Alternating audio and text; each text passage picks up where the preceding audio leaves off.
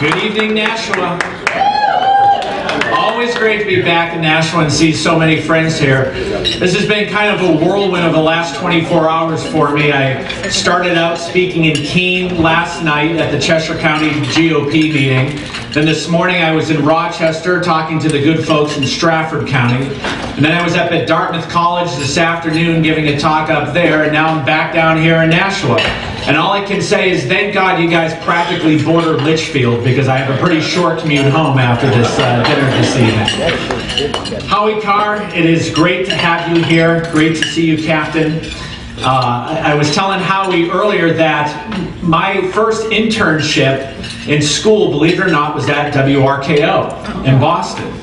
And I, because of that, got to listen to Howie pretty frequently, and also maybe even called in a couple of times. Always under a pseudonym, of course.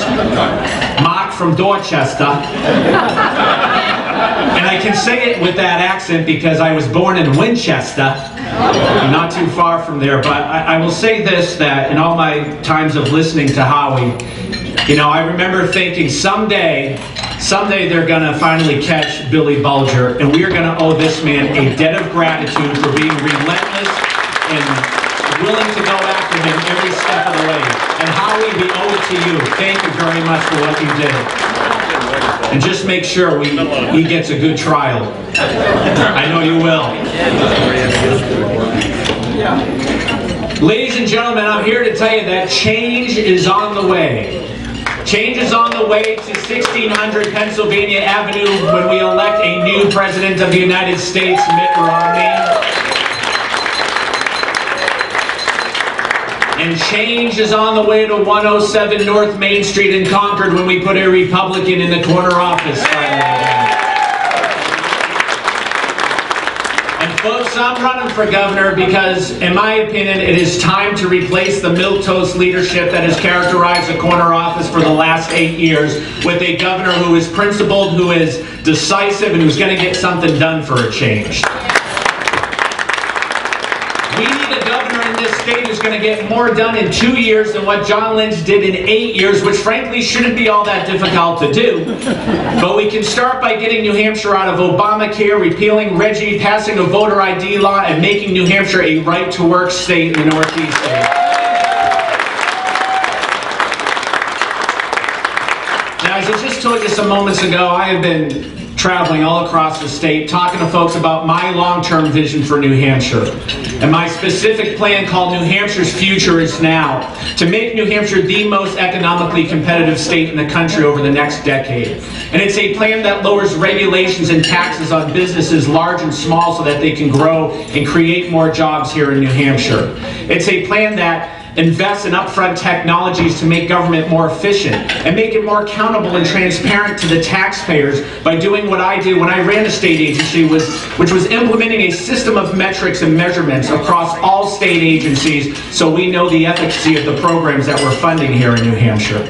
And it's a plan to make health care more affordable and more effective in the way we deliver it by introducing competition into the marketplace by allowing businesses and consumers to purchase health insurance across state lines. There's no reason we shouldn't be doing that. And it's a plan to lower electricity rates because we pay some of the highest electricity rates in the state right now, in the country right now, by opening up the free market, allowing the public utilities to purchase electricity at the cheapest rates possible rather than subsidizing these alternative forms of energy. Let them all compete on the same playing field. And it's a plan to keep, yeah, that's worth clapping for. Yeah. We need to lower our electric rates.